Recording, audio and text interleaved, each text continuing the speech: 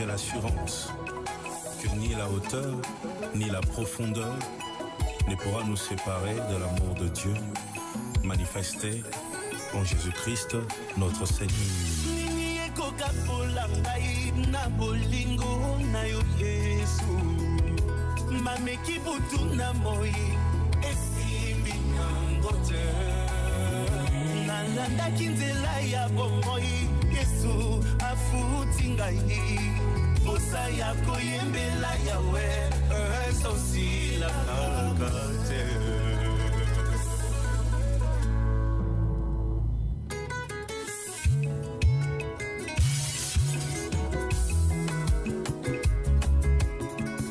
Welcome to the Hour of Restoration.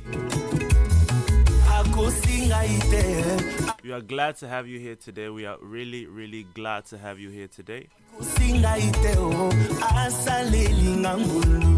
Last week we began with a brand new topic called the Black Israelites, and today we are continuing with part 2.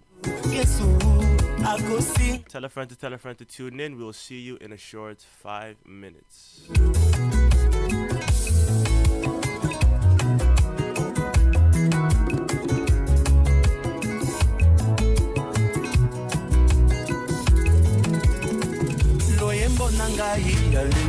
Ezaya mawate ya esengo ezoka mwisati ngamokoe j'ai pas mérité tout ça nanalika kibaton difficile c'était pas facile j'ai persévéré opesa kingai bilakae ndenazuaki kimya basanza bambula eleka nazela yango teti abaku lelo na lamuki na tongoi pona lobando merci kosinga iteo asaleli ngangondu akosinga iteo asaleli ngangondu yawe balongi ngaiteo asaleli ngangolu ya akosinga iteo asaleli ngangondu Nanalinga kina se suicide na mela ta poison natika moki yoyo kolo Yesu asaleli ngai. Once again, a big shout out and a very good morning to all the people who are tuning in. Tell a friend to tune in. Today we are continuing with part 2 of the Black Israelites. Triomphe, tikanga na leka mopepe na pola ki deja kati yankunda ya kolo Yesu asekisi ngai Lazare vivant je suis là kosinga iteo asaleli ngangulu akosinga iteo asaleli ngangulu yawe balongi ngaiteo. Today's setup is as follows. First, we'll discuss last week's show. It was a very heavy show according to some. And afterwards, we'll get into the preaching of today. Allez, chantez, on y va. C'est beau. Nous chantons pour celui qui est assis sur le trône. Jésus-Christ de Nazareth, l'homme de Galilée, l'homme de mon cœur. On y va ensemble. Balance la main. Plus haut. Kosinga iteo asaleli ngangundu Yesu akutanga na bwale asaleli ngangundu yawe balongi ngaite asaleli ngangulu ya ayoki ngana pasi asaleli ngangundu Yesu.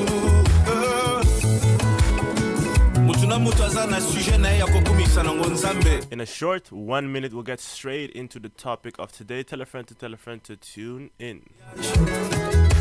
Enfin, la beauté moana. Triomphe.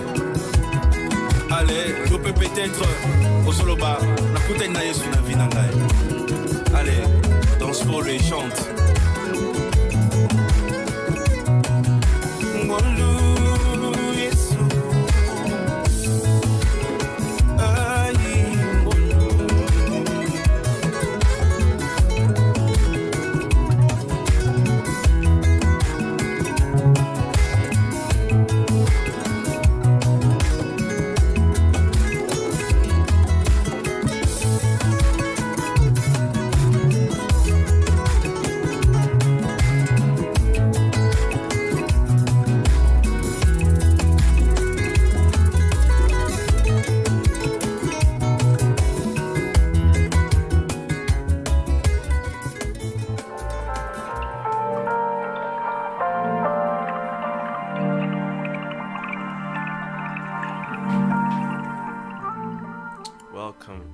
welcome once again to the Hour of Restoration.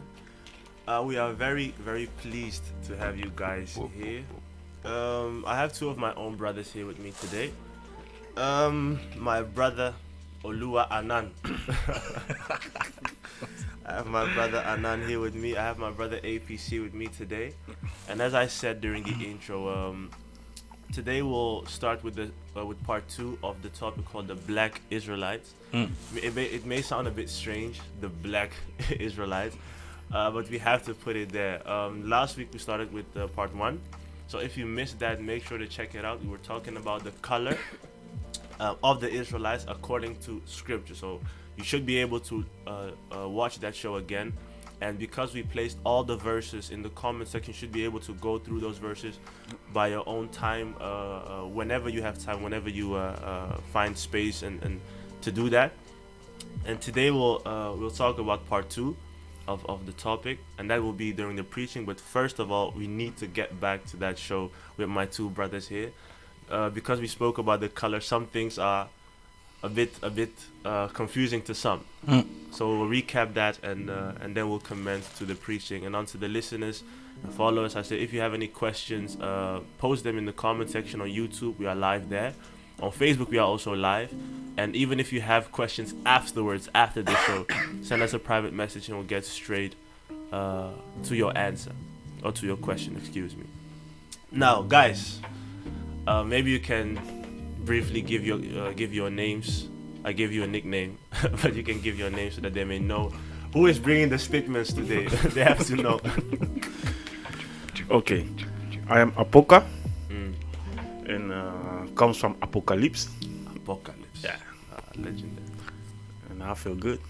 You feel good. Yeah. Nice. And my brother on my right. My name is Shalom, and just Shalom. Your name is Shalom. And yeah, I'm also feeling fine. Thank you very much. Cool. And you? I'm the host, Brother Henry. Doing fine. Life is okay right now, so no complaints from this side. Nice. So to get to the conversation that we want to have, last week Minister Justice spoke about the color of the Israelites. And I want to ask, firstly, what was your impression during the show, APC? Yeah, I was like, spit more fire. I was enjoying it, man. I was enjoying it. And what was you actually enjoying that much? Especially when he said that how it is madness that the people that claim to be Israelites and how they conduct themselves is something that I've been saying also to other people a long time ago. Like this ain't right, man. How they came, how they treating the Palestinians and all this stuff. Yeah, I was really enjoying it. Wow. And then let's just continue with that. He said that how the people who claim to be Israelites or Jews are conducting themselves. Yeah. Right? And what do you mean? Like, what is the importance of looking at how they conduct themselves? Now, if you look how they got that during the First War and the Second World War, a war that happened in Europe, but it's been called World War. So but yeah, you will see it was very sad because the Palestinians, they took them because of what happened in Germany and stuff, and how they changed their ways. If you look at the news now, you look where the Palestinians are and the Israelites, Israelis. Israelis, but it's really madness. It's sad, man. And Shalom, do you also look at how they behave? Because like many people say that scripturally wise, right? They look at Israel as, okay, they are the chosen people, so they are the one who are supposed to, let's say, show good behavior, right? As a nation. And do you find that they show good behavior, or how do you look at that? Or do you not even look at that at all, how they behave? To be honest, I don't look at them, how they behave. Yes, I do and hear some stories. As in that they were also one of the biggest who promote also gay pride and so. but yeah, every nation has their ups and downs. Like you can also, every nation have their dark sides. Let me put it that way. But a part of that, when I look at their them as a nation, I always ask myself if the simple, I'm black and commonly, I'm black and beautiful, and then I look at them and say, how can that? Yeah. So in that way, I would say that I refer to them. You are referring to the scripture Yeah. that says, "I'm black and beautiful." Yeah, exactly. So in that, I would say, I didn't look at their behavior, but more at their complexion. So I look at them as a people, as a nation. Yeah. And in that, I was confused also. So yeah, the minister broke it down wonderfully last week. So you look at their complexion, right? And I believe that you are also referring to color.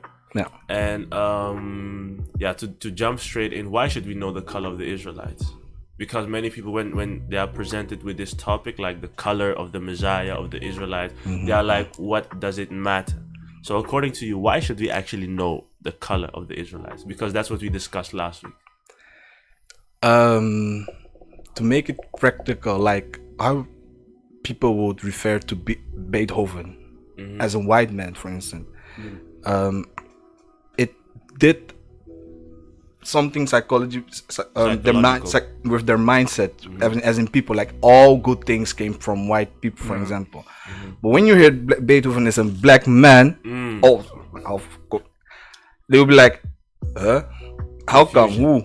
So then so that means there is certain strength, power, intellect, beauty in black men composing on such a song like that. So why is it important? I think it's also important for you as a nation, as you as a people, your brother, your sister, to find yourself in certain key areas and to see why are they lying. So I think you can even trace back for why are they lying, because there is a reason why they are lying, and then you can find out all the illusion, the lies, but the cover-ups. why should you know it? What like, I kind of get what you're saying, but how should it affect you, or how will it affect you knowing who the Israelites are, knowing what the color of the Israelites? I think if you read a book you believe in, with all your life, your perception also have to be aligned with what the scriptures are saying. So if you believe a book, that's why I started with music, but let me bring to scripts. If you believe a book, and you want to line prophecy upon prophecy, you can be misled even by just referring to the wrong nation. APC, what can you add to that? Because he said something good, right? He said maybe you can be misled if you don't really know who the scripture is talking about. What can you add to that? Yeah, he's right, because the whole book is about a nation. But when you look now, they don't come in one line. The Israelis, what we see nowadays, and that of the Bible, they are not in line. So there are many holes that are not being filled. There is a reason to do research to know, all right, what is going on. If you read from the Old Testament and you see how it jumps to the New Testament and how it jumps immediately to the Second World War, where the Jews come again in the picture, it doesn't make sense. And can you give one example? Like you said, there are a lot of holes, there are a lot of let's say mistakes when it comes to labeling the people that are in Israel right now, linking them to scripture. There are a lot of mistakes in that theory. Can you name one example of why it may be wrong? No, it comes first to the verse in I forgot which number it was, in Revelation, that it says that there is a nation that calls themselves Israelites, but they are not.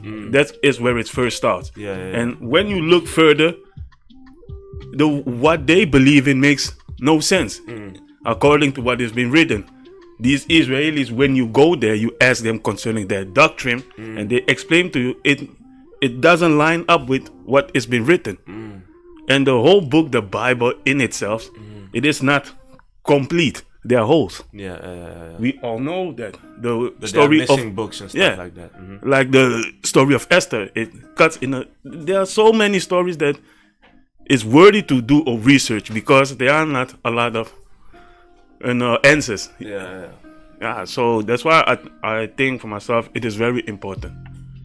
Okay, and the next question that I have is like, not like we are talking about color, right? We have done it a few years now, and I can remember that, let's say the white people started segregating and discrimination also based on the thought of some color might be better than another color, right?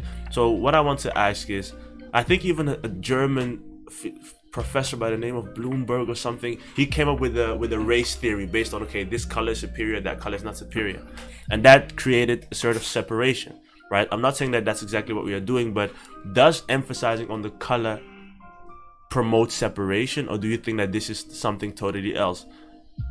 Yeah, the Bible never taught us to be one. Yeah. What do you mean? What do you mean? What do you mean? The Bible never taught us to be one. The Messiah say he came to separate, right? There must be a separation because Elohim doesn't mingle with evil, so there must be a separation. There is a nation which is all right, and the rest is messed up. But then, okay, but then you were talking about nation, right? But there was no color in it, right? Because if you even trace back to Noah, they were all black. So, is that what you mean? Because now you talk as in color, white, black, no, yellow, because red. Many people purple. when they come across the let me just take a pause here. I think Gio Nana said he watched he said he watched the program last Shabbat, and the brother, I think Brother Justice, he was spot on, because there has always been a saying from the black churches where Gentiles, and that has never made sense to me. He's right. I think when the Brother Justice also taught us about the black Israelites or the Hebrews, he also said it in the church, you were here, you are a Gentile. Yeah, exactly. You are Hamites. Wow. No, you are spot on, Brother Antonio. And Nyamecha also says that Israel, the country, was never for Israel. It was for Palestinians.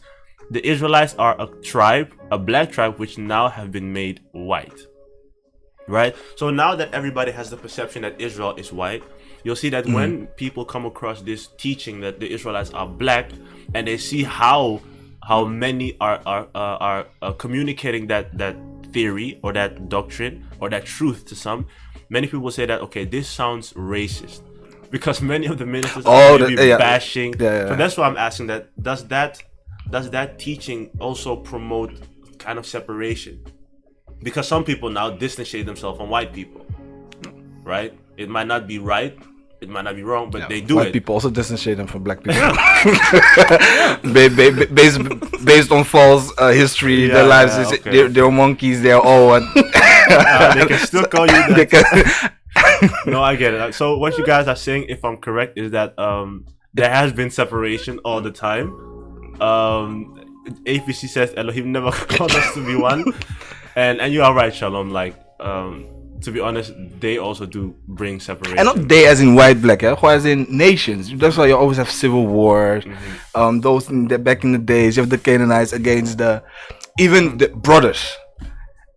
Esau and Jacob, as in, they are same bloodline. As in, so separation will come the moment when you have different opinions, different views. And I think the most important thing in this is that when you just when you just do research, going back to the first principle, then you realize that, hey, above all things, why are they actually lying about all these things? And in that you want to separate because you want to come closer to the truth instead of deceptions and lies. Yeah, man. So you should just accept the separation, because many people when let's say they hear this and they realize that there may come a time where you have to separate yourself not only from the people but from the system.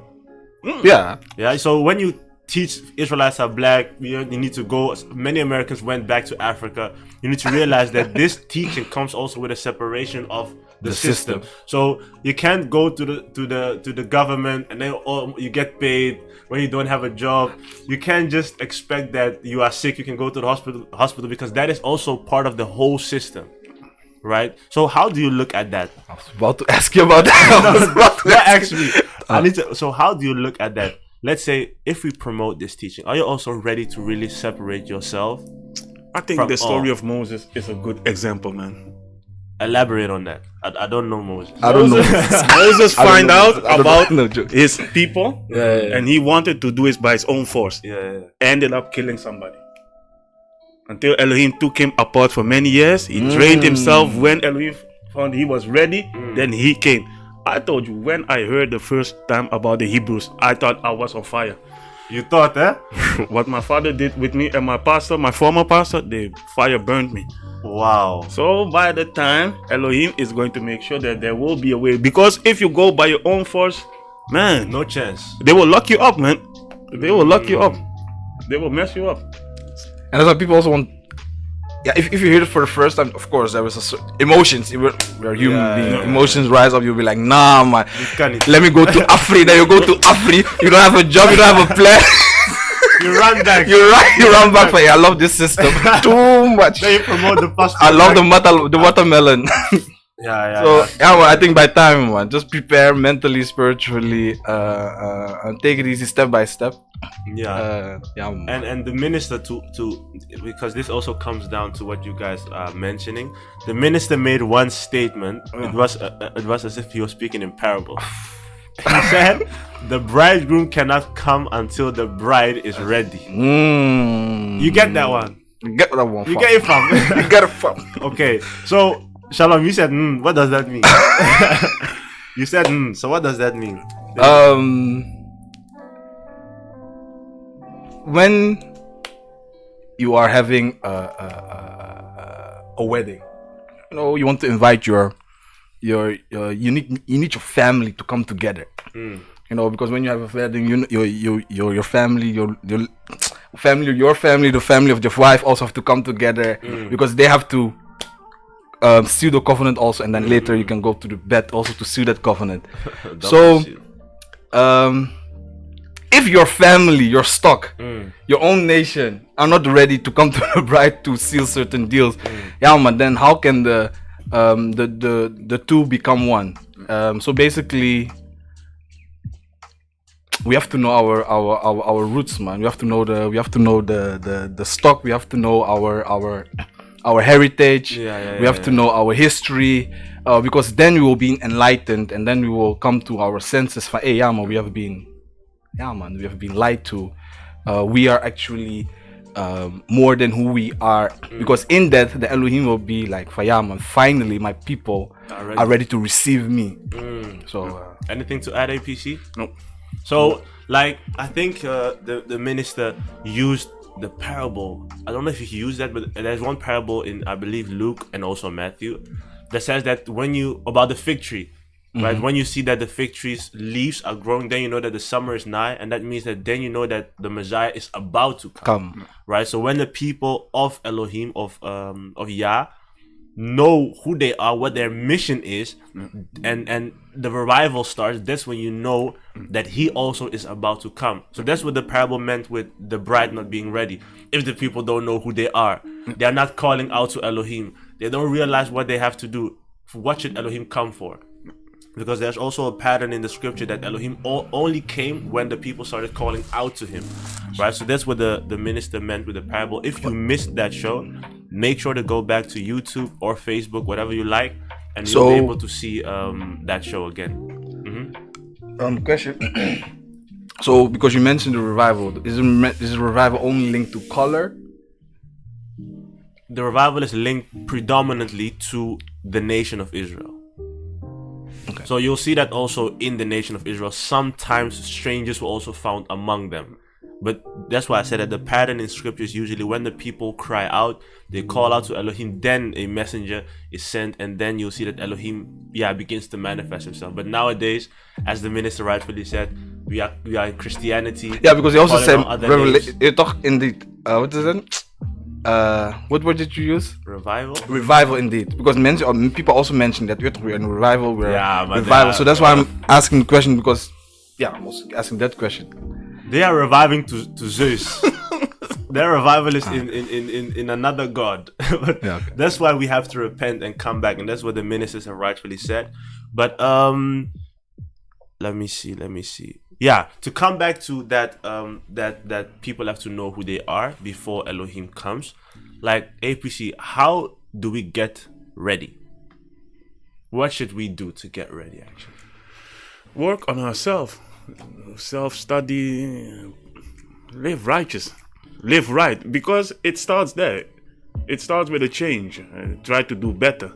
But how should we get the people to get to that mindset? Because living righteous and trying to do right, you'll see that the pastors have been preaching that maybe for years, like repent. We don't know what where they say to repent from, but they have been saying it.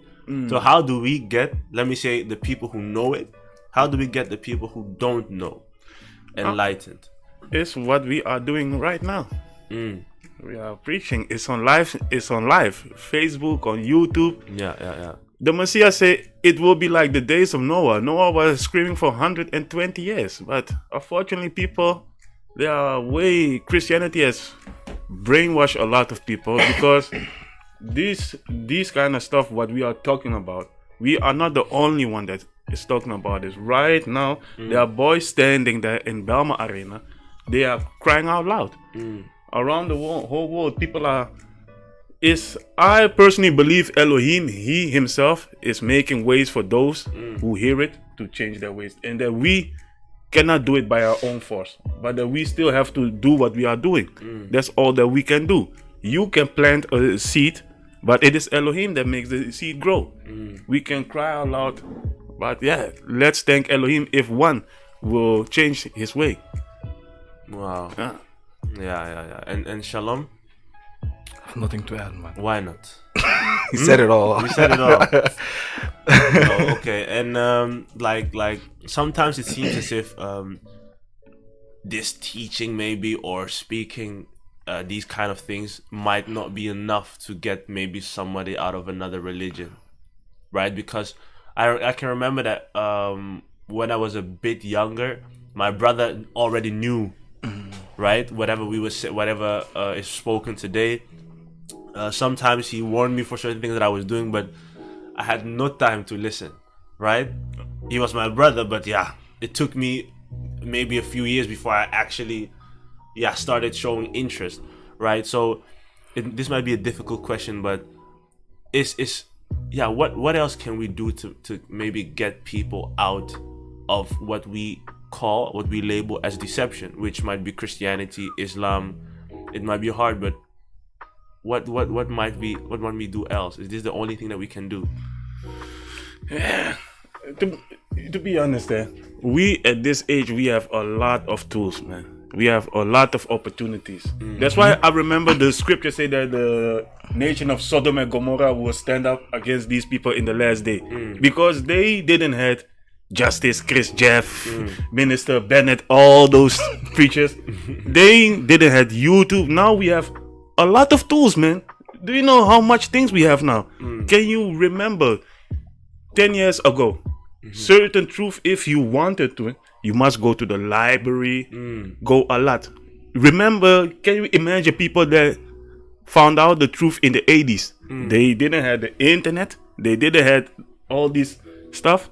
Can you imagine the people in the days of the Messiah? They had nothing. But now we have a lot, man. We have more than a lot, man. If what we have now cannot change you, I don't know. But it's difficult. I understand Anakin. It's not easy. Even in the days of they knew. They said, "Fun, I know what you're saying. I believe you, prophet. I will not follow you. But I will still worship this Queen of Heaven." It's difficult. Even our own parents, man, because they've watched they've seen your buttocks. They have been cleaning you everything. They see you vomiting, and then you want to say, "Hey, Papa, Mama, this image that you are showing is indeed difficult." But I would say indeed start small, man. Pick the people you have around you. Start some conversation. I think if he's really well in that, he always wherever he is, he's shining light. He's shining light.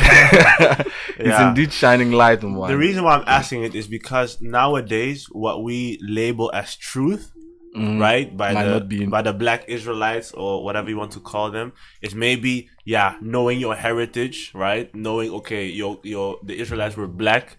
Maybe as for the Torah and stuff, we already had it. It was in the Bible, right? So as I'm seeing it, many people label the truth like when they maybe know that the Israelites are black and they keep a few laws, because many, it's impossible to keep it here, right? But when I think about the people of old in the scripture, you see that they already knew these things. They knew much more than this. Exactly. But still, they didn't make it. So that's why I think color and knowing who you are is not the end. It's maybe the beginning. It's basically the beginning, man. It's basically the beginning of all, because they knew they were. They saw the signs of the Most High, seas being separated. They have seen the Most High putting fire on on sacrifice with their bare eyes, but yet they didn't make it. So indeed, man, it's further than knowing your history. It's good. It's a start. Yeah, it's an important start. You can't deny it at all. But in all things, we need to go further, man. We have to go deeper. All right, so that also marks the end of today's discussion. So thank you guys for joining me today. Unto the listeners, I say this was the end of the first segment. In a few minutes, we're about to start with part 2 of the Black Israelites. Tell a friend to tune in. We'll be right back with you in a short few minutes. See you in a minute.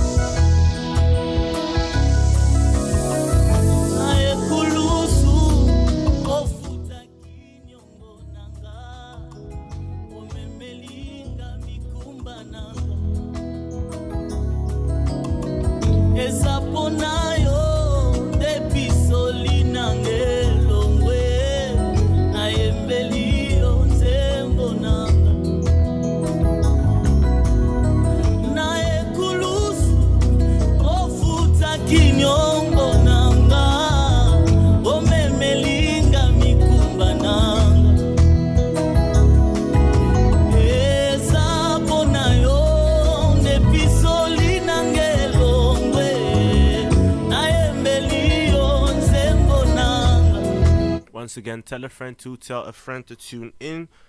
We just discussed last week's topic, but today we'll continue with part 2 of the Black Israelites. If you have any questions, drop them in the comment section on YouTube Live or on Facebook Live. We'll try to get straight to your question. See you in a short 2 to 3 minutes.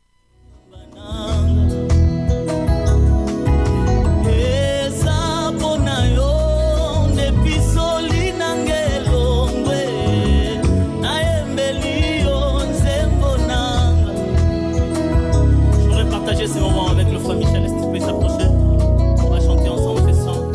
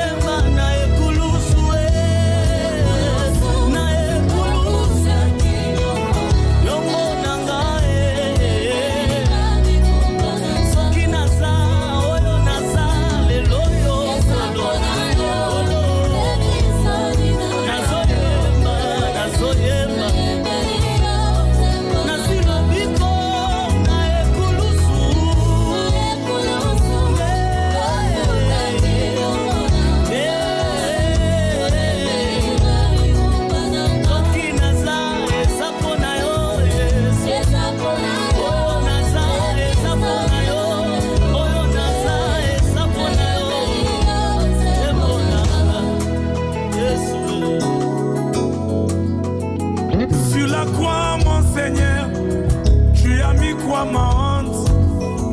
Sur la croix, mon Seigneur Jésus.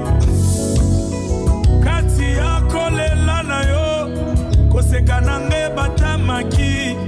Kati ya kolela na Yesu na ngai.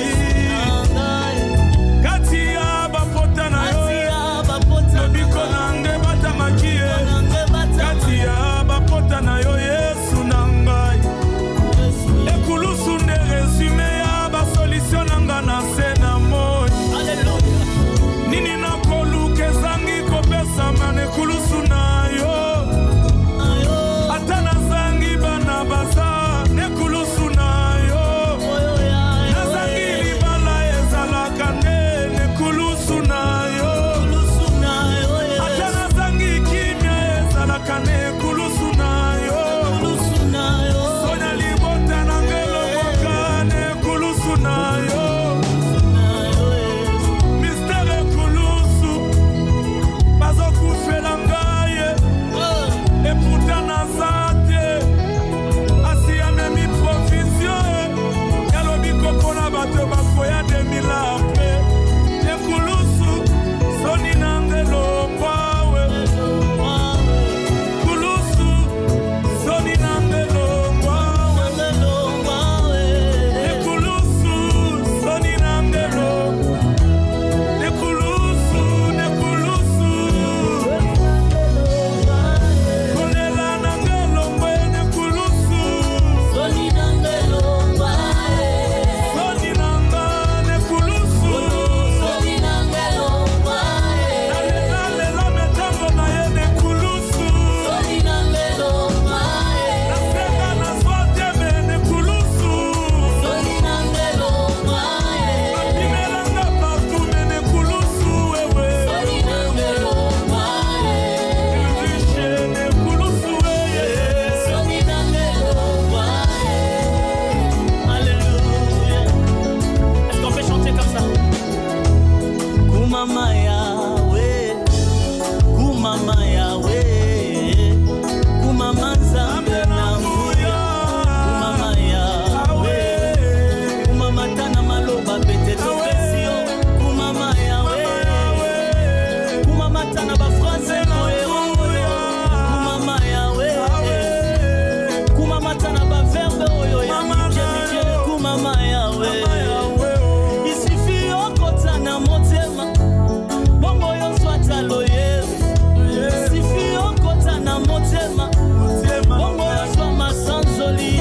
Car tu es le Dieu qui sonde le cœur, le rein, mon saint toileau. Kumama, Kumama Yahweh, Kumama Yahweh, Kumama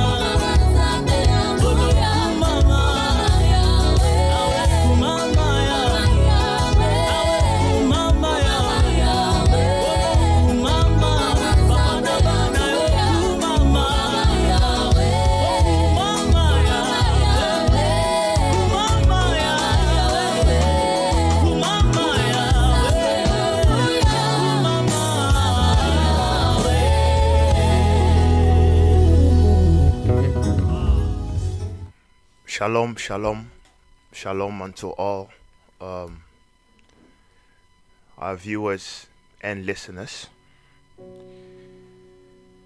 We thank Yahuwah Elohim for yet another opportunity that He has granted unto us.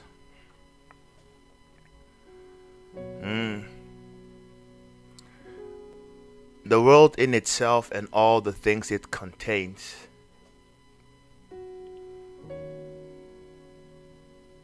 is established by reason of principles. And these principles, unto the untrained, they would think that these principles are the things that they see with their naked eyes. Nevertheless, if you look at society at a whole, you will see that the principles that guide the world are not the spoken ones, but the unspoken ones. Or should I say, the world is governed by philosophies, ideologies. Great men who sat down and they began to think concerning their lives and the lives of generations to come. And then they said, let us make rules. And by these rules, we'll be able to establish ourselves as a society and also ensure the continuation of our society even long after that we have passed. And these ideologies and philosophies are the ground rules whereby we now have laws, statutes, dictates that actually govern the way that we live. And the secret to this is, as it is below, so is it also above. In that, before all the things which were seen, the great one amongst the council of gods also sat down. And they were like, hey, let us make some rules. Let us make some rules. So, as we are about to enter or continue this subject, give me Deuteronomy 32 from verse 8. Because of time and maybe the things we have to cover, so let's immediately jump into the topic at hand. Deuteronomy chapter 32 from verse 8. What does it say? When the Most High divided to the nations their inheritance. Pay attention. So when the El Elyon divided to the nations unto the very nations their inheritance. So to each and every nation there is a portion and an inheritance promised. Go ahead. When he separated the sons of Adam. Listen. When he separated the sons of Adam, the Beni, the very sons, the Bana of Adam, he set the bounds of the people. He set the limitations or the bounds of the people according to the number of the children of Israel. Now that translation there is problematic. According to the bounds of the children of Israel. In the ground text it says he set the nations according to the bound of the number of the angels. He set the bounds according to the number of the Maliki, of the Malakim, of the angels. And as he set the bounds according to the number of the angels, in that context, continue reading. For Yah's portion is his people. Now it gives context. As he set the bounds of the children of Adam according to the number of the angels, his portion fell to the lot of Jacob.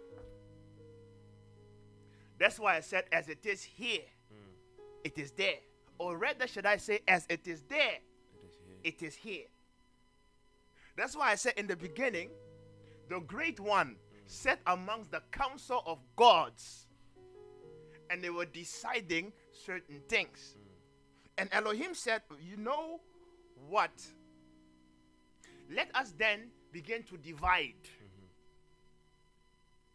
this descendants of Adam. And he set it according to the number of the angels.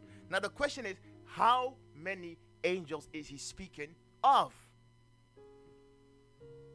Now to understand that, because we have to establish groundwork to continue. Because people think that life is really a matter of black and white, of color.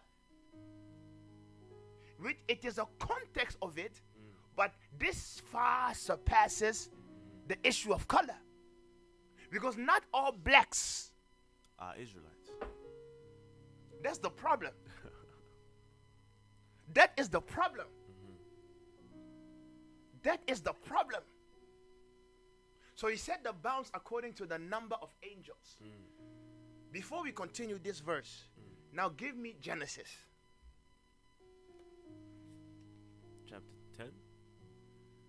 It should be 10, but 10 will take too long to read. So start from 11. Genesis chapter 11 from verse 1. Continue reading. And the whole earth was of one language. Listen. Now the whole earth was of one language. It had one lingua. And of one speech. It had one lingua. It had one lingua. And of one speech. And it came to pass as they journeyed from the east. And it came to pass as they journeyed from the east. That they found a plain in the land of Shinar. That they found a plain in the land of Shinar. And they dwelt there. And they dwelt there. And they said one to another. And they said one to another. Go to and let us make brick. Go to and let us make brick. And burn them thoroughly. And they had brick for stone, and slime had they for mortar. And they said, go to, let us build us a city and a tower, whose top may reach unto heaven, and let us make us a name, lest we be scattered abroad upon the face of the whole earth. And Yah came down to see the city and the tower, which the children of men builded. And Elohim said, behold, the people is one, and they have all one language. And this they began to do. And now nothing will be restrained from them which they have imagined to do. Go to, let us go down, and there confound their language, that they may not understand one another's speech. Now, go to, let us go down and confound their language, so that they may no longer understand each other. So, the event of Genesis 11 is the same event that Moshe is speaking of in Deuteronomy 32. Being a prophet, he was given insights. That is why he was able to make a declaration saying that in the beginning, referring to Genesis, when the people still had one language, the Most High sat down amongst the council of gods, he being the El Elyon. That's why Moses is being specific. Because gods, there are many. But there is one El Elyon. That's right. Kings, there be many. But there is one king of kings. That's right. So he sat amongst the council. And he was like, what will we do now? Because to be sincere with you, though Adam was my creation, many offspring spring from the loins of Adam, who are strange to me, who I do not know. That's why when you read Genesis 5 and 6, it gives you two lines of descendancy. It says, here we have the generation of Adam. Cain. Okay. Give me that. Genesis chapter 5. Give me verse 4. What does it say? Genesis chapter 4 from verse 1. Listen. And Adam knew his wife, and she conceived and bare Cain, and said, I have gotten a man from Elohim. Continue. And she again bare his brother Abel. And Abel was a keeper of sheep, but Cain was a tiller of the ground. Now give me, here is the genealogy of Cain. Where does it say that? It only says that Cain knew his wife and she conceived. Okay, what does Genesis 5 say? Genesis chapter 5 from verse 1. What does it say? This is the book of the generations of Adam. This is the book of generation. Okay, so it should be in 4. Scroll down till you will see it. Okay. Genesis 4, scroll down a bit. You should see, here is the genealogy of Cain. And then it tells you the line, the descendancy of Cain. Find that for me. Because we are swinging. It says that from verse 17, but not exactly that. It says, and Cain knew his wife, and she conceived and bare Enoch. And he builded a city, and he called the name of the city after the name of his son Enoch. And Enoch was born, and unto Enoch was born Irad. And Irad begat Mehujael. And Mehujael begat Methusael. And Methusael begat Lamech. And Lamech took unto him 2 wives. The name of one was Ada, and the name of the other was Zillah. And Ada bare Jabal. He was the father of such as dwell in tents, and of such as have cattle. And his brother's name was Jubal. He was the father of all such as handle the harp and organ. And Zillah, she also bare Tubal Cain, an instructor of every artificer in brass and iron, And the sister of Tubal-Cain was Naamah. You can stop there for a while. A very interesting bloodline. A lot of things happen there. But Genesis 4, from that 17, you are seeing the genealogy of Cain. And now give me 5 and listen very carefully. What does it say? This is the book of the generations of Adam. This is the book of the generation of Adam. Read. In the day that Elohim created man, in the likeness of Elohim made he him. Male and female created he them, and he blessed them, and called their name Adam, in the day when he created them. And Adam lived 130 years, and begot a son in his own likeness, after his image, and called his name Seth. And the days of Adam after he had begotten Seth were 800 years, and he begat sons and daughters. Continue. And all the days that Adam lived were 930 years, and he died. And Seth lived 105 years, and begat Enos. And Seth lived after he begat Enos 807 years, and begat sons and daughters. And all the days of Seth were 912 years, and he died. And Enos lived 90 years, and begat Canaan. And Enos lived after he begat Canaan 815 years, and he begat sons and daughters. And all the days of Enos were 905 years, and he died. And Canaan lived 70 years, and begat Mahalaleel. So stop there. The readers get the gist of this message. What is strange there is, in Genesis 5, it is given the genealogy of Adam. They are specified. This Adam was made after the image of the El Elyon, and he begot children. So from Adam, it jumps to Seth. So where is Cain and where is Abel? Now we know Abel's line was cut off because he died without giving children. So he could not continue the line through Abel. But Cain was still living. Why is the writer giving us two descendancy lines? It ought to tell you something, that things are not what it seems. Things are not what it seems. So in this train of thought, in Genesis 11, when the Most High was saying, go to, let us come down. And as he saw the people as one, he was like, no, no, no, no, no. This ought not to be. There is a mingling here of things which ought not to be mingled with. So understanding this, Elohim sat down amongst the council of gods and was like, let us now divide this world. And as he divided the world, when he split the languages, if you read Genesis 10 and you really take your time to read, you will see that based on the tongues of the men or the descendancy or the lines, you will see around 70 to 72 tribes. If you read Genesis 10, you begin to see all of their tribes. You will read about 70 to 72 of them.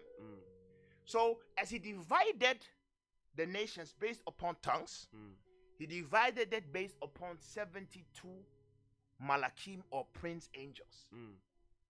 And then in that Deuteronomy 32, read it again with that context in mind. Deuteronomy 32 starting from verse 8.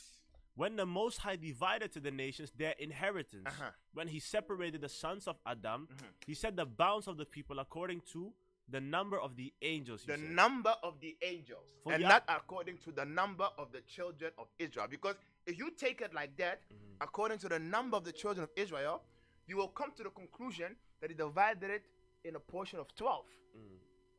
Which is not the case. So continue reading. Verse 9. For Yah's portion is his people. And when he divided all the nations, Elohim being so divinely orchestrated, he made it so that his lot, Jacob is the lot of his inheritance. that he received Jacob as a portion. He received Jacob as a people. He received Israel as his lot. Now, as he received Israel as his lot, if you read the Bible very carefully, you will see that from that moment on, Elohim had no dealing with no other nation. Elohim had no dealing with no other nation. And he is the one who, as he had a nation, being the nation of Israel, what did Elohim then do? Because I want to bring our attention to something. This has to do with the Israelites. We just put the black Israelites for people to be a bit shocked. But the context is Israel. So what did the Most High do to enter into a covenant with this Israel, because he chose them, but they did not yet know. He was divinely orchestrating things they were not yet aware.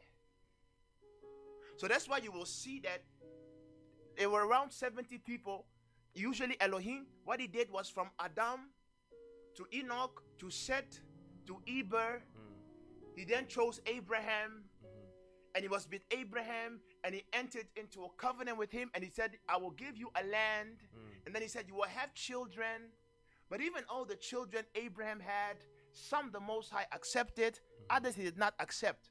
So after Abraham, the Most High was carefully watching over Isaac, and as Isaac came along, the Most High was carefully watching Israel.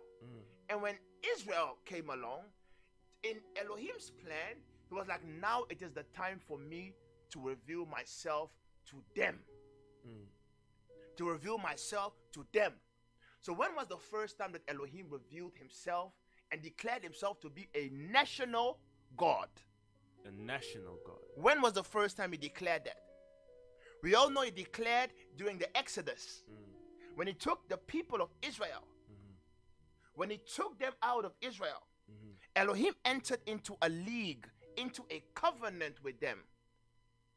Give me Exodus 24. Exodus chapter 24. Start from 1. Starting from verse 1. And he said unto Moses, and Elohim said to Moses, come up unto Elohim, come up, thou and Aaron, Nadab and Abihu, and 70 of the elders of Israel, and worship ye afar off. So the funny thing is, Elohim is speaking in parables, and he's speaking in symbols here. That selection of 70 elders is not a coincidence at all. He's telling you how things worked. That number 70 was not a coincidence that it was placed there. So Elohim told him and Aaron and the 70 elders, he said, come, and worship ye afar off. Go ahead. And Moses alone shall come near to Elohim. So come and worship ye afar off. It is symbolizing how every nation will have a prince that they worship.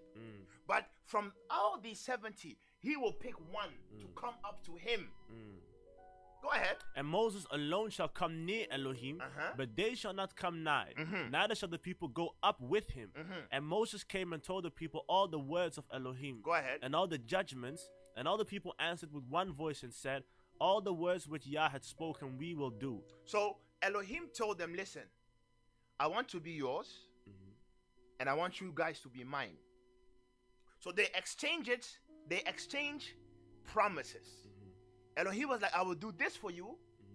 I will do this for you. I will be your Elohim. But what is it that you will do? I will only do this and this and this and this for you if you obey, if you agree to listen to me and to follow me and to obey me. And the Bible said, and all the people heard what Elohim said, and they said, all the words that Yah had spoken we will do. And they said, everything that Yah said, we agree to do it. Continue reading. And Moses wrote all the words of Elohim and rose up early in the morning and built an altar under the hill and 12 pillars according to the 12 tribes of Israel. And he sent young men of the children of Israel, which offered burnt offerings and sacrificed peace offerings of oxen unto Elohim. And Moses took half of the blood and put it in basins. You see, listen, just to show you guys how serious matters are. Some people say the most important liquid is water, which is true. But blood, in blood is the life of all things. So as Elohim spoke to the people responded. Elohim was like, okay, let's now enter into a league, a covenant. And to show the sincerity of that covenant, blood had to be shed. So continue reading. And Moses took half of the blood and put it in basins, and half of the blood he sprinkled on the altar. So he took the blood, he began to sprinkle it on the altar. And Moses took half of the blood and put it in basins, and half of the blood he sprinkled on the altar. And he took the book of the covenant and read it in the audience of the people. And they said, all that Yah had said we will do and be obedient. So he took a book of the covenant. He read it in front of all the people.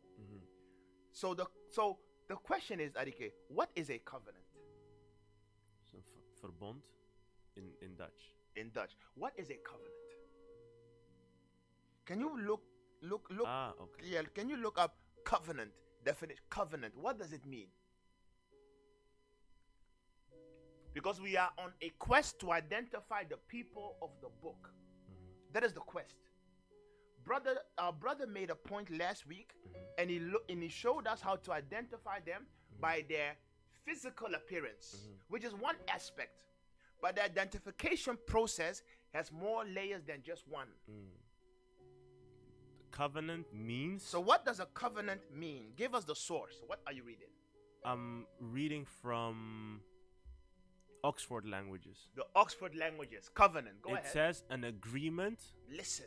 A covenant is an agreement. Or a contract. Or a contract. A pact. This is a good word. A pact. Or an accord. Or an accord. You can also say a deal. A deal? Or a treaty. A treaty. Go ahead. It also says that you can name it as a promise. Or a pledge. A promise or a pledge. Go ahead. That would be the words. Okay. So it is missing out that it is usually stipulated based upon conditions. But you don't have to go there. People can do their own research. So you see, a covenant is a pact, a agreement. It is existing of two parties at least, where one says I will do this, the other says I will do this, and based upon that they have a pledge or a bond, and based upon their accord there are promises to it, and there are conditions. And usually with the breaking of a contract, according to the law, for example, here in this country, if there is a contract, you are not allowed to breach the contract. Breaching of a contract results in a penalty. Breaching of a contract, unlawful breaching of a contract, results in a penalty. So why am I saying this to you? I'm telling you this because we are looking at ways to identify the Israelites. One of the ways we can identify them is by reason of the covenant Elohim made with them. And this covenant that Elohim made with them was a covenant that, hey, if you will obey me, if you will listen to me, then I will be your Elohim. I will exalt you above all the nation. You will be unto me a peculiar people. That's right. Right? That's right. So, because of time, Dada, give me the hey, let's just go there at this luster. At this luster. But let's just see how painful and how unfortunate and how doomed we are. Because we did not enter into a league with a lower spirit. We entered into a league, into a covenant with one who dieth not. We entered into a league, a covenant with one who said, I cannot lie. We entered into a league with one who said, will Yahuwah say it and not perform it? That is the one we entered into a league with. And because we entered into a league with him, blood was shed. And he swore by himself. So now, because of his nature,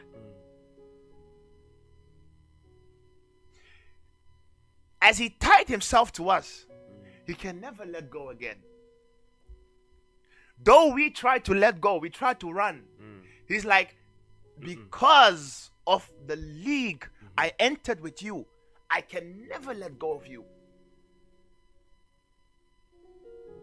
I want to make sure that by all means you will keep your end of the bargain. And even if you don't, I will keep my end of the bargain.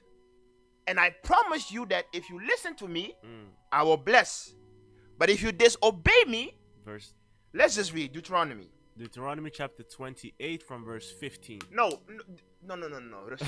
Begin from 1. Listen carefully. Begin from 1 because the blessings are not even much anyway. So begin from 1. Listen. Go ahead. Deuteronomy chapter 28 from verse 1. And it shall come to pass, if thou shalt hearken diligently unto the voice of Yah thy Elohim, to observe and to do all his commandments which I command thee this day, that Yah thy Elohim will set thee on high above all nations of the earth. Promise 1. If we listen to him, he will set us high above all nations. And all these blessings shall come on thee and overtake thee, if thou hearken unto the voice of Yah thy Elohim. And all these blessings shall come upon thee and overtake thee. Stipulation.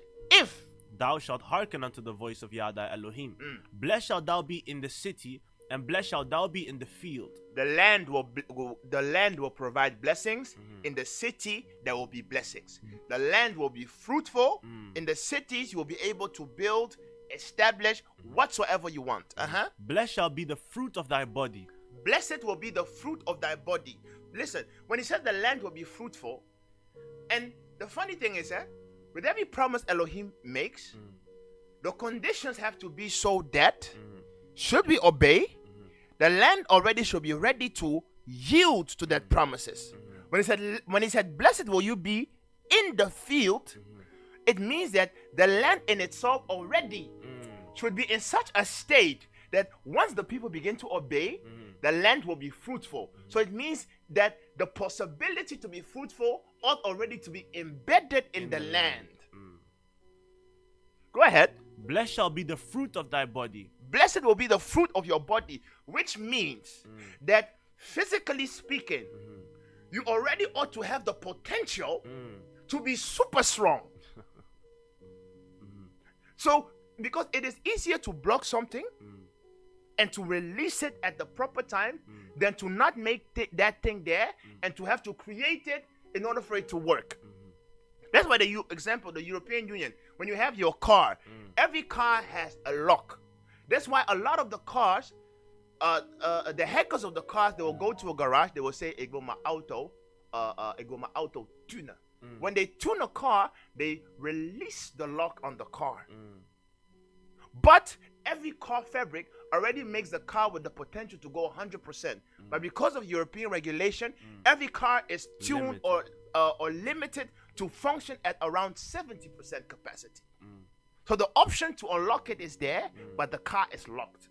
So he said, blessed will be the fruit of thy body, and the fruit of thy ground, and the fruit of thine ground, and the fruit of thy cattle, the increase of thine kind, and the flocks of thy sheep.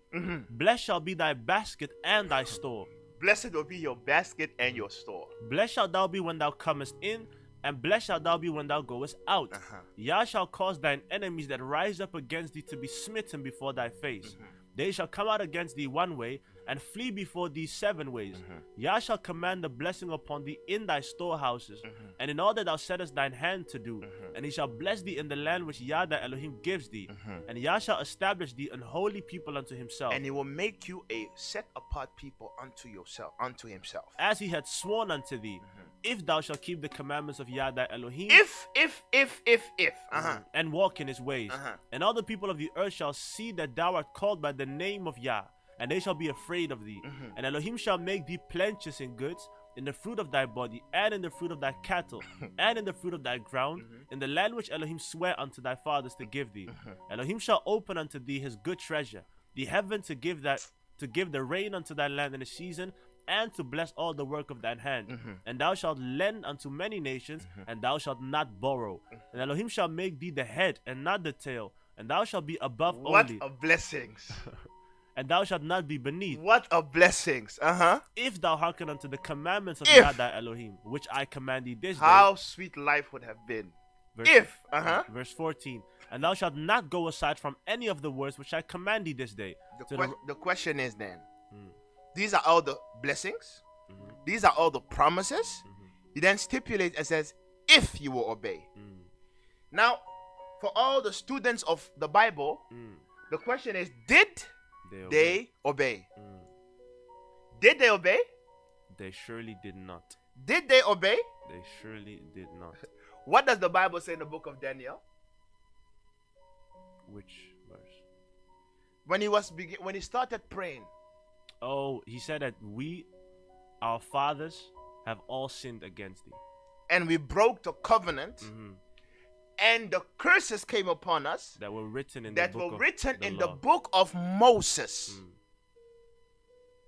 So we don't even have to go there, because we all know Israel disobeyed. So as Israel disobeyed, now we begin to track them. Because when Israel disobeyed, the part of the covenant then compelled Elohim to forget about the blessings and then begin to enact on the curses. So how will you identify Israel as it is now today? You will identify them by the curses which Elohim spoke against them. Now I know a lot of people are like, oh, when we get into Christ, we are under no curse. Every curse is broken because we are under a New Testament. That whole facade about New Testament. Dada, give me Jeremiah 31:31. The book of Jeremiah chapter 31 from verse 31. Listen, Behold, the days come, saith Yah, that that I will make a new covenant with the house of Israel, a new covenant with Christians. a new covenant with the house of Israel. When Christians say we are not under the old covenant, but what do they say? We are not under the old covenant. We are under the grace. new covenant. That's what they say. We are not under the old covenant. We are under the new covenant. The new covenant is a covenant of grace. Now listen at what the prophet says. Elohim says, behold, the days come, futuristic, That I will make a new covenant. a new covenant. So when they say we are under the new covenant, this is what they are speaking of, if it makes sense. He said, I will make a new covenant with whom? With the house of Israel. With Christians. With the house of Israel. With Edom. With the house of Israel. With Europeans. With the house of Israel. Elohim says, my new covenant will be with the same people that I made the old with. I'll make a new covenant with the house of Israel And with the house of Judah. and with the house of Yahudi. Not according to the covenant that I made with their So fathers. when your Christian pastor tells you you are under the new covenant, you should ask him, Pastor, where are you getting that verse from? Because if you are referring to Jeremiah, Jeremiah said that new covenant will apply to the house of Israel and to the children of Judah. And to the children of Judah. And to the children of Judah. However, when the Messiah came, and they were so-called in the new dispensation, the same Messiah was speaking about a prophecy, and he brought them back to the same thing that Moshe said. Give me the book of Luke. Give me the verse where it says, and these be the days of vengeance. Just type it in your heart, because we are swinging it. I was sitting for the past days asking, what shall I say? And it was quiet. So then I knew, okay, we will just swing it when we get there. So these would be the days of vengeance. In the book of Luke chapter 21. And listen, new covenant. Luke 20. 1 from verse 20 and 2. Het is zo zielig. Let me start from Het is zo triest dit. Luke 21. Go ahead. Let me start from verse 20. And when ye shall see Jerusalem compassed with armies. When ye shall see Jerusalem compassed with armies, then know that the desolation thereof is nigh. Then know that the destruction thereof is nigh. Then let them which are in Judea flee to the mountains, and let them which are in the midst of it depart, and let not them that are in the countries enter thereinto. Why? For these be the days of vengeance. For these be the days of vengeance. But the question is, whose vengeance is this? It is the vengeance of the God with whom they had a covenant and whose covenant they broke. And because they broke a covenant with him, he was like, I have no choice. I entered into a league with you. Now I must exercise capital punishment. That all things which are written may be fulfilled. So the things which are written, where are they coming from? Surely from Moses. Where are they coming from? That all the things which were written should Be fulfilled. no, just a portion of it. That all the things may be fulfilled. You see? So how come in this New Testament, the Messiah, this is no one else speaking. It is the one who gave you the so-called New Covenant. He is speaking and telling you that this New Covenant has not come to remove the old at all. It has come to fulfill. For these are the days of vengeance. That's right. These are the days of vengeance. So if you say you are a New Covenant believer, it is fine. I also am part of the New Covenant. Because the New Covenant has not removed the old. It has updated some things. It has even made life tougher. It has even made life tougher. So he says these are the days of vengeance. So let us look at the vengeance promise. Because the people of the book are the people upon whom the vengeance of Yah is resting on. Now go back to Deuteronomy. And now when we'll begin to touch on the curses, I just want you to have an empty mind. Don't listen with prejudice. Just be open. Just feel free when I'm speaking. Remove everything that they have taught you and just begin to listen and then begin to ask yourself. Because what we will do, this is a scientific approach. We will approach it through a process known as the process of elimination. What does the process of elimination mean? I can look it up for us. This is how I want to approach this. And every person who's sincere, try to approach it like this with me. And then at the end of the lesson, I will let you answer and decide who the people of the book are. Okay, the process of elimination is a logical method to identify an entity of interest among several ones by excluding all other entities. That is, for some of mentioned, too complex. Give me another definition. I understand it makes sense, but there are some people. Okay, another definition of the process of elimination says, What does it mean? the act of considering The act of considering and rejecting each each possible choice possible choice until one only is left. So what are the choices on the table right now? The choices are the people that are now in Israel are Israel. That is choice one. That is the choice which usually the whole world takes. Another choice is our brother came, and we have been saying for a long time, the people of the book are the people of color. We have been saying that. But how do we know it's true?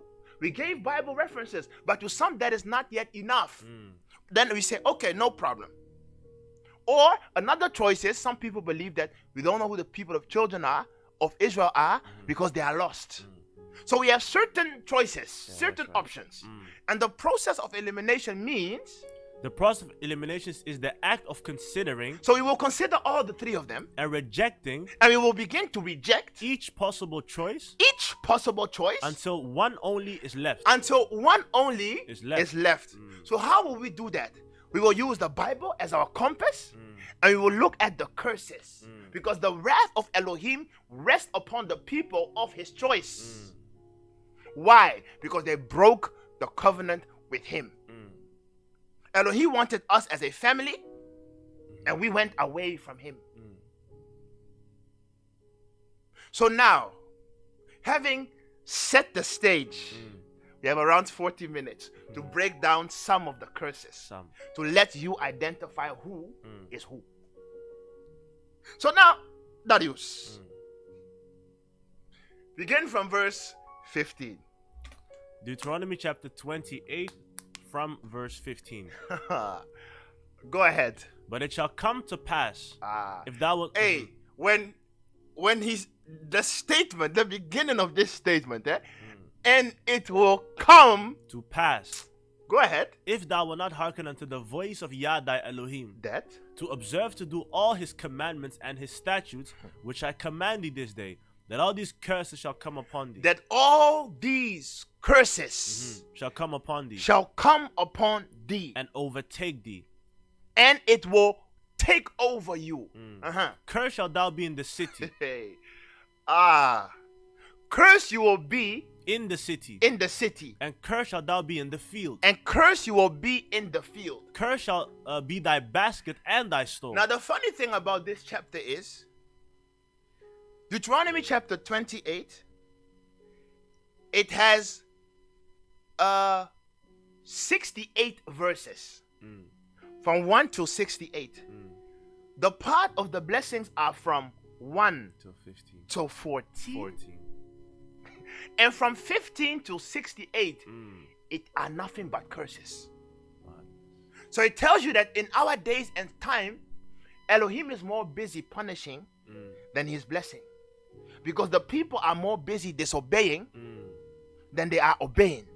Because the very principles of our Elohim are based upon the principles of blessings and curses. Many of us have associated curses only with witches and demons. And this too is a philosophy coming from the Christian church. And they lie to you. The one who curses and the one who blesses is but one. That's right. And he is the El Elyon. So, because of the time, we will not be able to deal with 15 to 68 until the end. So I will give you guys a homework. Take your time, go through it at your own leisure. But I will give certain verses. I will tell you to jump here and there to conclude. So Dada, verse 15, you see, begins to talk about the curses. So read a bit fast until I say stop. Continuing from verse 17. Cursed shall be thy basket and thy store. Cursed shall be the fruit of thy body, and the fruit of thy land, the increase of thy kind, and the flocks of thy sheep. Cursed shalt thou be when thou comest in, and cursed shalt thou be when thou goest out. Yah shall send upon thee cursing, vexation, and rebuke in all that thou settest thine hand for to do, until thou be destroyed, and until thou perish quickly. Now read this by verse 25. Quickly, because of the wickedness of thy doings whereby thou hast forsaken me. Yah shall make thy pestilence cleave unto thee, until he have consumed thee from off the land. Which verse is that? 21. 21. Yah will make thine pestilences cleave unto thee. Until he have consumed thee from off the land, whither thou goest to possess. So, one of the things we will highlight out of here is that the people of the book, the people of Elohim, will be a people that will be stricken with diseases. They will be the people that will be stricken with diseases. When I'm speaking of diseases, think about things like AIDS. Think about things like HIV. Think about things like high blood pressure, which we call AVC. Think about things like tuberculosis. Think about things like who numbered it now? Malaria is the botch of. Okay, think about things like malaria. Think about things. No, okay. Yeah, my Ebola, they say I'm wicked, man. Okay, think about things that they say like Ebola. So think about all the diseases that happen. And to which people do these diseases usually stick to? Who are people known to be a people stricken with all manner of wicked and crazy diseases? That is one. Continue reading. Yah shall make the pestilence cleave unto thee, until he have consumed thee from off the land whither thou goest to possess. So sicknesses will cause you to die as plagues and as flies. Yah shall smite thee with a consumption, and with a fever, and with an inflammation. Shalom just mentioned things like malaria. He will smite you with a consumption and a fever. And with an inflammation. And with an inflammation. And with extreme burning. And it will have an extreme burning, an itch. And with the sword, and with blasting, and with mildew, and they shall pursue thee until thou perish. And with sword and blasting and mildew. Think about the disease called herpes. Continue reading. Verse 23. And thy heaven that is over thy head shall be brass. And the heaven which is above you shall be brass. And the earth that is under thee shall be iron. And the earth that is under thee will be iron. So there will be no blessings from above, and the earth which is supposed to yield fruit will no longer yield its fruit for you. Verse 24. Yah shall make the rain of thy land powder and dust. Go ahead. From heaven shall it come down upon thee until thou be destroyed. Go ahead. Yah shall cause thee to be smitten before thy enemies. Which verse is that? 25. Okay, listen. Yah will cause you to be smitten Before thy enemies. before your enemies. Thou- So Yah will make it so that your enemies will always be able to conquer and to defeat you in battle. Thou shalt go out one way against them. So it means that amongst all the nations, amongst all the people, you will be considered to be the weakest when it comes to warfare. When it comes to warfare. So let's begin to look at the nations in the world. Which nations can you clearly identify as being the weakest when it comes to battle and warfare? Can you place America there? Never. America is the strongest. America is the strongest. They have a capacity to destroy the world 10 times over. They alone, with their nuclear weapons. And we all know that, and when Elohim is speaking here, because it is ties to the future, men no longer fight here with things like swords. When we're looking at warfare now, how do they engage in warfare? There is the biochemical warfare. There is the nuclear warfare, which is of the highest level. Almost every nation in the world, when it comes to warfare, they have nuclear bombs. Europe has nuclear bombs. All of Europe almost. UK has nuclear bombs. United States have nuclear bombs. China has nuclear bombs. Russia, just a mention of it. Pakistan, India, all of them have nuclear bombs. Even Israel They have many. have nuclear bombs. Israel, the nation that is so small, they can declare war on the whole of Africa and they They can will kill win. us all. Without sweat. But as for Africans, as for the Bantus, we don't even know where to start making a nuclear bomb. Because the princes will not reveal these things to us. And as for the angels who are the ones who look over us, they will never tell us how to do it because it is abomination. But as for Edom, the princes love them. So they reveal unto them the mysteries that they revealed in the days of Enoch. That's why you see when you read the genealogy of Canaan, in his genealogy is where the inventors came. Tubal and all of them, the making of music and tents, because the princes love them. So they reveal these things to them.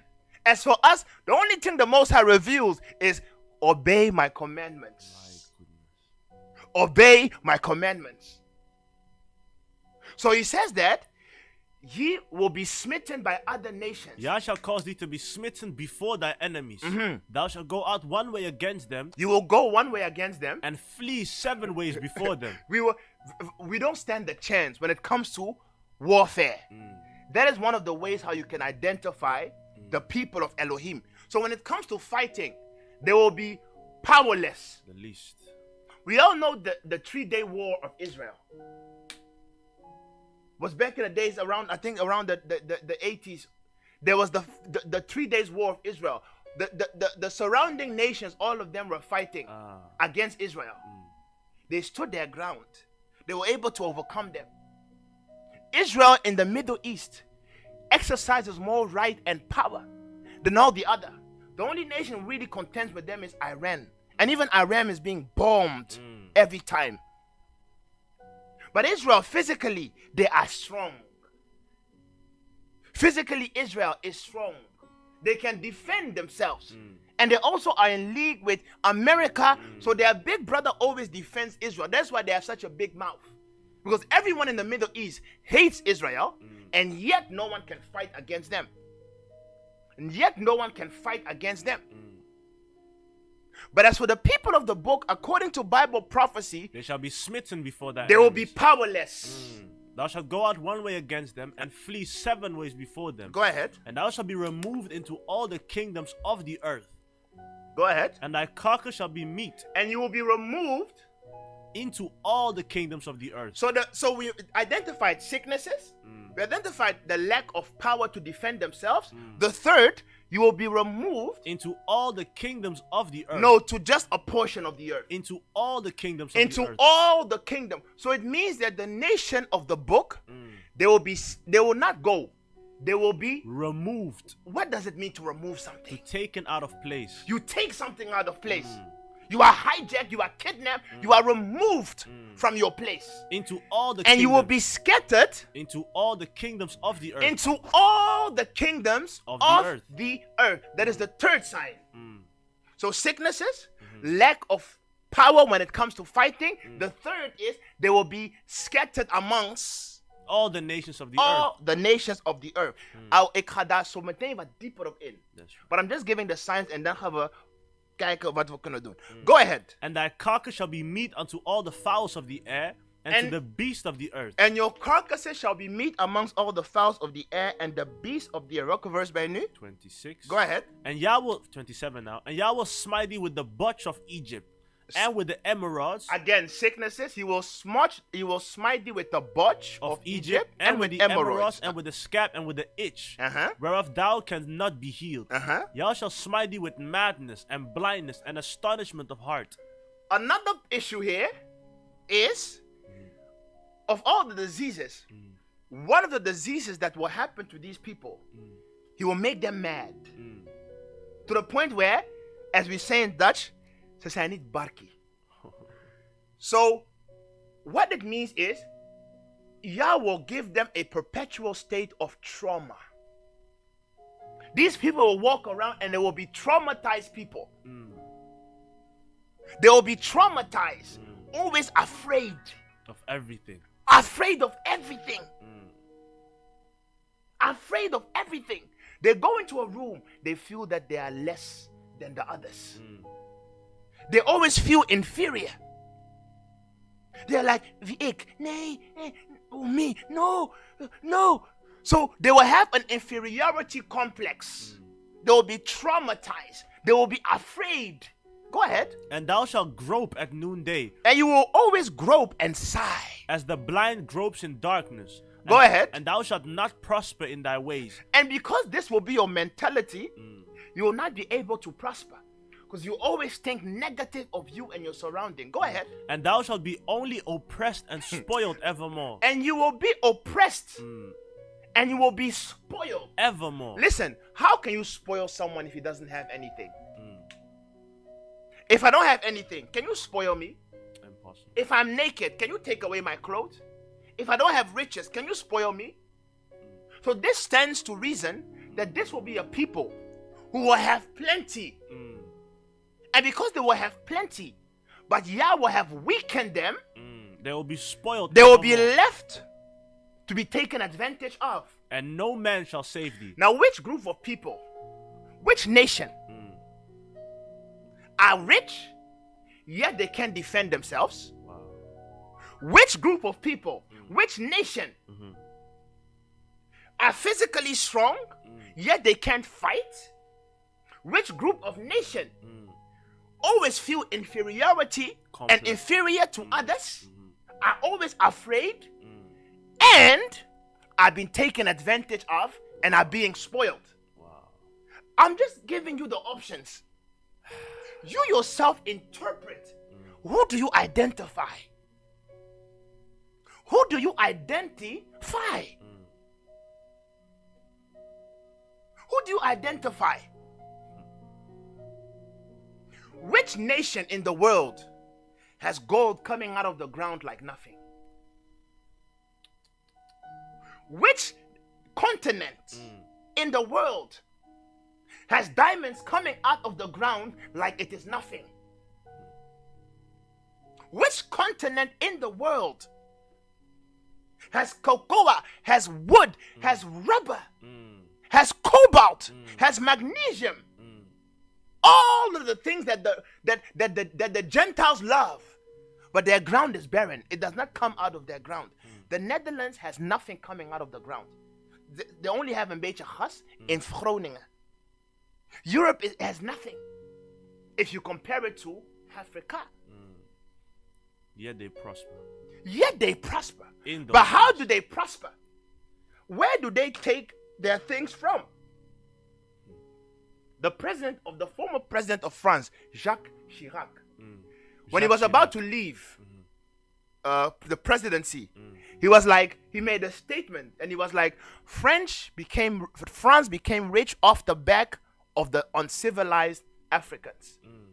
We took everything from them and we built our nation. He was like, if not for Africa, France will go into a state of darkness. And he was brave enough to say it. But the whole of Europe has become rich through merchant ship. And the continent Europe loves to plunder above every other continent is the continent of Africa. Why? They can come there with their weapons. What weapon does an African have? What weapons do we have? They use Africans on each other. That is even another. We will get there if time permits. But which continent is being spoiled above all? These are the people of the book. Now ask yourself, is Israel being spoiled? Never. Just take the world index of richest countries. Begin to check. And for me to save you time, skip the first 50 or 80 or even 100 nations. Don't even do it. Go to the bottom of the list. Begin to count one by one. How many of these countries are of African nations? And you should have your answer. In the world index of richest countries, 99% of African nations are on the bottom. But when it comes to the world index of natural resources, African nations are at the top. How can a nation that has all the natural resources be on the top when it comes to natural resources, but when it comes to riches, be on the bottom? And the nations who, based on natural resources, are on the bottom, they are on the top when it comes to the world index of richest nations. What logic is there? Spoiled. What logic is there? So the fourth thing is, this nation will be a nation that are spoiled. Robbed. They are robbed. They are being plundered. Which nation is that? Which nation is that? Continue reading. Verse 30. Verse 30. Thou shalt betroth a wife, and another man shall lie with her. This is under the context of slavery. It come there. Verse 30. I'll give you at least 10 signs. Wow. So we are at sign number 4. Was it 4 or 5? 4. We are sign number 4. So jump this or not? Because of, okay, Madam Muchit on Tower. So it's at your own risk. No. I can't remember. Okay, Next. which one? Okay, so sign 4 was they will be spoiled. Okay, and I said, which nation is that? Just to substantiate this more, let me show you something. Let me show you something. Adike, give me Zephaniah 3 verse 10. Zephaniah chapter 3 from verse 10. From beyond the rivers of Ethiopia. So when you know this book, when you understand it, every prophecy is so sweet. And at the same time, it gives you grief. Bitterness. So the prophet is saying, from beyond the rivers of Ethiopia. No, the rivers of the Middle East. The rivers of Ethiopia. The rivers of the Suez Canal. From beyond the rivers of Ethiopia. The prophet is saying, from beyond the rivers of Ethiopia. The rivers of So where's Ethiopia? In Africa. That is why Elohim made sure that this country could not be conquered. Otherwise, they would have changed the name. And then we were doomed. Thinking that it is there. Well, it is not there. It is here. From the rivers of Ethiopia, which in Kikongo they say Kathiopia. So from the rivers of Ethiopia, my suppliance. So he's saying rivers, not river. Why? Because if you read Ethiopia, there is a river flowing there, and it is a river which separates its head into two. They are known as the Blue Nile and the red and the White Nile. White. Oh yeah, white. And the places where they mount or where they grow, they originate in Ethiopia, but also in Uganda. also in Uganda. So when he's saying from beyond, the rivers of Ethiopia, he's saying, look beyond. Go past Ethiopia. Go past Uganda. from beyond the rivers of Ethiopia, my suppliants, My suppliants. even the daughter of my dispersed. I told you guys that one of the trademarks will be that they will be a dispersed people, scattered around. Elohim is now saying, if you want to find them, go beyond The rivers of Ethiopia. Go beyond Ethiopia and Uganda, and there you will find my Suppliants, the children of my. even the daughter of my dispersed shall bring my offering. Elohim is giving you locations that you will find them there. Now, even there, my suppliants, they will bring mine offering to support this. Give me Isaiah 18. Watch carefully. Isaiah 18. Isaiah chapter 18 from verse 1. What does it say? Woe to the land shadowing with wings. We are doomed. We are really doomed. Elohim is saying, woe to the land shadowing with wings, which is beyond the rivers of Ethiopia. So when he's saying woe to the land shadowing with wings, or woe to the land buzzing with winds, what wings Signify. induce or signify, it signifies wind. So woe to the land buzzing with wind, it means woe to the land raging with war. That's what it means. So the prophet is saying woe to the land shadowing with wings, shadowing with wing. Go ahead. which is beyond the rivers of Ethiopia. Isaiah said it. Zephaniah said it. Which is beyond the rivers of Ethiopia. What does it say? That sendeth ambassadors by the sea, They send ambassadors by the sea, even in vessels of bulrushes upon the waters, even in vessels of bulrushes upon the waters. saying, Go ye swift messengers. This is what the Arabs did. They will send ambassadors by the sea, telling the Gentiles nations that come hither, for we have found the hidden ones. A nation scattered and peeled. This is prophecy. They will never be able to tell you in the church. This is what the Arabs did. They were like, hey, send ambassadors beyond the sea that eat them, the Gentile nations. For we have found the people here. Scattered and peeled. They are scattered and peeled. And they are robbed. To a people terrible from their beginning hitherto. A nation meted out and trodden down. Whose land the rivers have spoiled. Which land the rivers have spoiled. All ye inhabitants of the world and dwellers on the earth, see ye, when he lifted up an ensign on the mountains. Read. And when he blows a trumpet, hear ye. Read. For Yah said unto me, I will take my rest. For Yah said, I will rest. I will consider in my dwelling place like a clear heat upon herbs, and like a cloud of dew in the heat of harvest. For afore harvest, when the bud is perfect, and the sour grape is ripening in the flower, he shall both cut off the... It's just that is much. I wish I had time for you. It's the same thing that the preacher man said the other day. He said, I will rest until they have ripened. I will keep silent. I will let them be plundered until they come of age. And then what? Continue reading. Continuing from verse 5. For afore the harvest, when the bud is perfect and the sour grape is ripening in the flower, he shall both cut off the sprigs with pruning hooks and take away and cut down the branches. They shall be left together unto the fowls of the mountains and to the beasts of the earth. And the fowl shall summer upon them, and all the beasts of the earth shall winter upon them. He's speaking about the other nations who will come. They will plunder this land. They are the beasts of the field. They will come and they will plunder the land, because Yah said he will rest until they have waken up. So the other nation will come, they will plunder the land. The beasts of the field, they will rest upon it. And the last verse says, in that time shall the present be brought unto Yah of hosts. And in that time, when they have awakened, they will begin to cry. And that crying is the offering that Zephaniah spoke of. When they will begin to give him that offering, you will awaken the king who sleeps. And then when he comes, he will make a full end.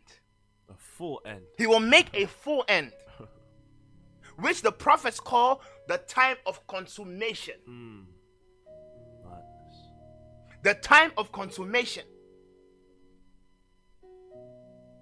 So, that was another verse. This time, they are now giving you locations. That you will find them beyond the rivers of Ethiopia. And it just happens to be, If you look at the old ancient maps, beyond the rivers of Ethiopia is a place which they call Negro land. They call it Negro land. Now the Negroes are the ones who in our days and time now we call them the Bantus. Bantu is Kikongo, which means the people. The people. The Bantus. And the whole migration of the Bantus is also that the Bible speaks of. Except in modern history, it is known in your books like the Bantu migration. But no one sits down to wonder, where did the Bantu migration start? It ended in West Africa, but it originated from the Middle East.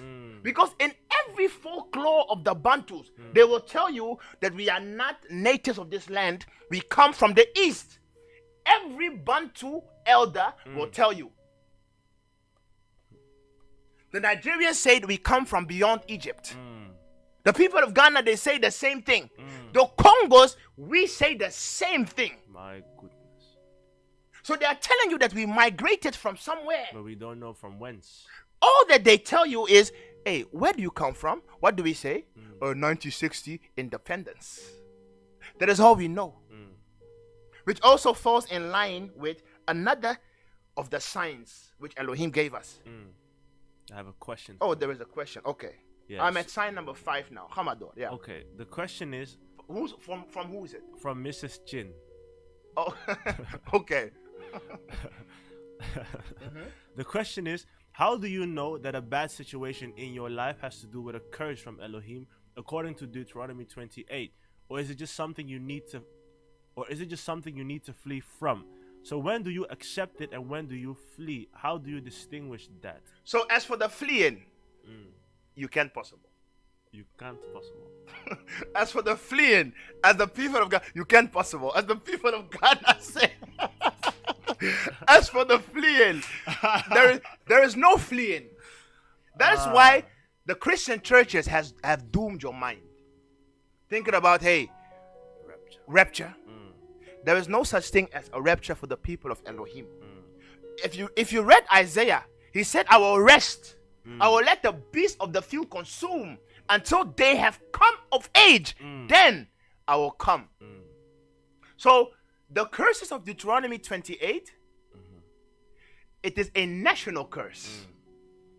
Meaning all of us are under, and when I'm saying all of us, I'm speaking of the Bantu people. We are all under this curse. You go somewhere, you will be spoiled. They spoil our countries. And this curse did not only stop in Africa. Go to the islands. Go to your nation, Suriname. It has so much gold there because Elohim has had pity on you. But go to Suriname, for example. Every business is run by whom? Chinese. By the Chinese. Even your last name, Chin. It is amusing. It is amusing. Suriname, the gold, all the businesses there, when you go there, it is run by Chinese or it is run by Hindustan. But where do you see the Negroes? Right. You only see them frying chicken in cooking spots owned by the Chinese. So even there in Suriname, you will see that the lowest of the people are known as the Jukas. They are below. The Chinese are up. The Hindustan are up. But the Negroes, the descendants of slavery, are below. Now let that also be a gateway to one of the other signs. And because of time, I think we will finish with this sign. The sign of slavery. Jump to the final verse. Deuteronomy chapter 28 verse 68. What does it say? And Yah shall bring thee into Egypt again with ships, by the way whereof I spake unto thee. Before you do that, first give me verse 45,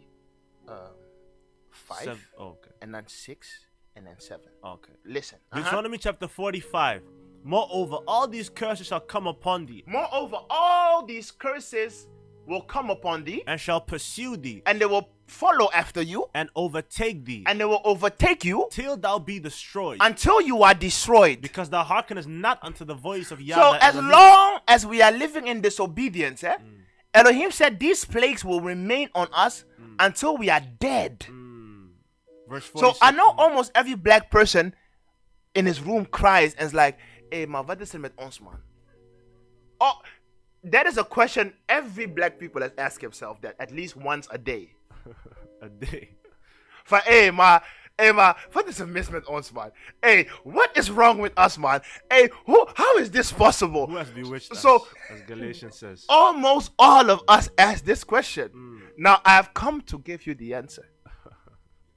What is wrong with us is that we entered into a covenant with the undying one, and we disobeyed his covenant, and therefore now he has pronounced curses upon us, and we don't have the power to break the curses.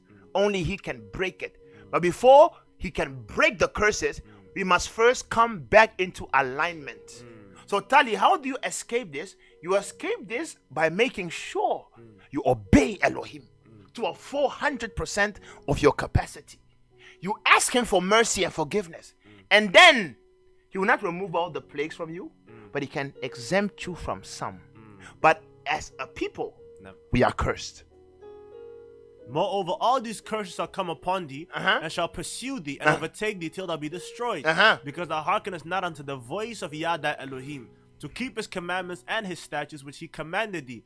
Verse 46. And they shall be upon thee for a sign. And these curses will be upon you as a nation for a sign and for a wonder. And a wonder. That's why, listen, we are not the only one who wonder.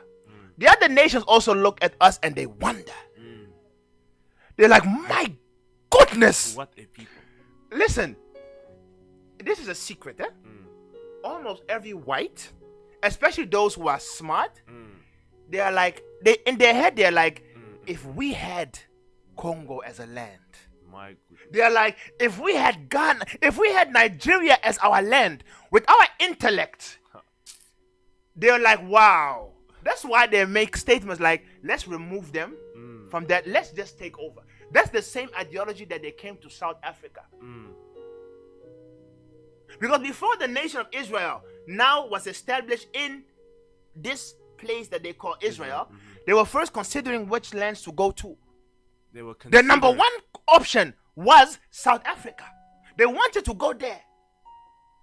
Then they considered, I think it was Venezuela, and then eventually they came to Palestine. They were looking at where can we go. Listen, if they had the power to remove all of us from Africa and for them to dwell there, they would have done it a long time ago. Because all of them, they look at us and they wonder, like, are these people normal or are they sick? How can they have diamond, gold, cobalt, everything that we, the world, need? They have it. They have it, but they don't even have a clue how to use it. Why? Because the curse is upon us. Because the curse is upon us. The land is showing us that it is ready, but the children of the land are not. That's the problem. That is the issue. So it will be a sign upon thee and a wonder. They shall be upon thee for a sign and for a wonder. For how long? And upon thy seed forever. For how long? Forever. So how do you identify the people of the book? By the curses, which are for a sign and a wonder forever. Simple as. It's simple as. Do you want to know who the people of the book are? Just look at the curses. Who are doomed amongst men if it is not the black? Who's cursed among men if it is not us? Who? Nobody fits. Who fits? And I didn't even touch the most crucial, poignant of all the evidences. But because of time, let's go there. Let me take a few minutes. Dara, give me 68.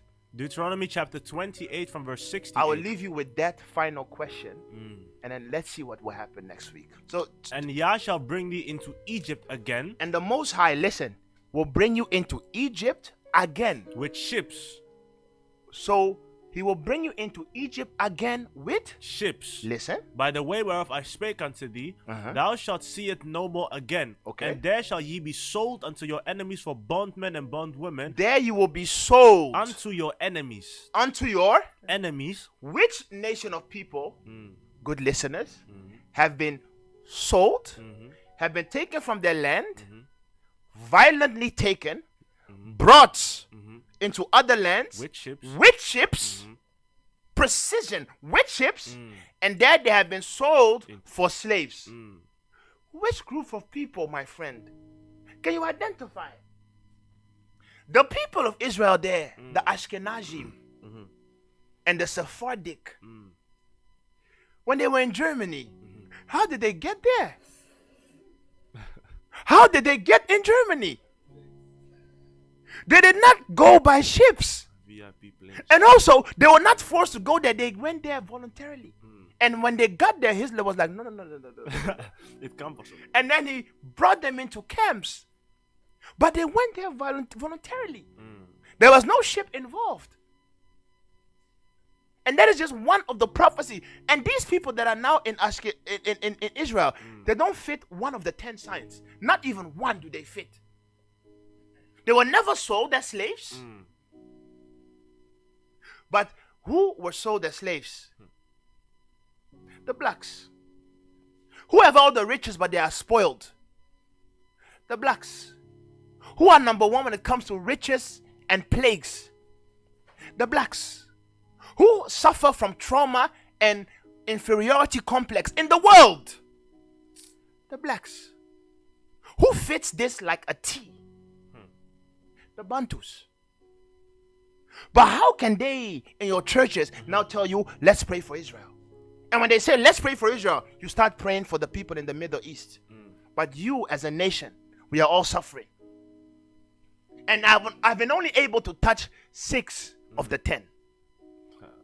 But all of them already tell you who the people of the book are. And I did all of this without even mentioning or showing you anything about the color. But last week, the brother already touched the color. So that is sign number 7. The color. Then we also have things like culture, language, traditions. You will see which nation, when they want to enter into a covenant, they take blood and they sprinkle. Where does this come from? Where have we learned this? Where have we learned this? My people, the Bantus are the people of the book. Beyond the rivers of Ethiopia, there you will find them. And from beyond the rivers of Ethiopia, the Portuguese, the Dutch, the British came. They took the people, and then from the coast of Angola, Loango, the coast of slave coasts, they then send them abroad into the Americas and all the other nations. Who as a people fit this description? But now you are sitting in your churches and you are doomed. Calling yourself Gentiles. Calling yourself a Gentile. Not knowing that the plagues are upon you as a sign. But to each his own. Let every man be a liar, but let the word prove who the people of the book are. That's right. So by the process of elimination, I've been able to show you who up until now fit the bill. That's right. So let's see what will happen next week. I will see you the next time. Shalom. Wow. So we thank the Most High for a session like this. If you see that in a teaching, the minister has been able to give you verse upon verse, line upon line, using even secular definitions to make it easier for you to comprehend. It means that he really cares for you. He gave you all the means to go through all the verses by yourself in order. So make sure to make time for that. Make sure to assess the teachings and the words that have been spoken so that you also may come to the understanding of what we are saying. We thank you for tuning in. We thank you for being here with us today. We hope that next week you'll be with us again. We have 2 shows left in regards to the topic of the Black Israelites. So next week we'll cover another layer, and at the end maybe we'll conclude it, recap it, or maybe cover another layer. Tell a friend to tune in. We hope to get more questions if you have them. Ask them to your pastor. Let's see what kind of answer he will give you. And with these words, I leave you for today.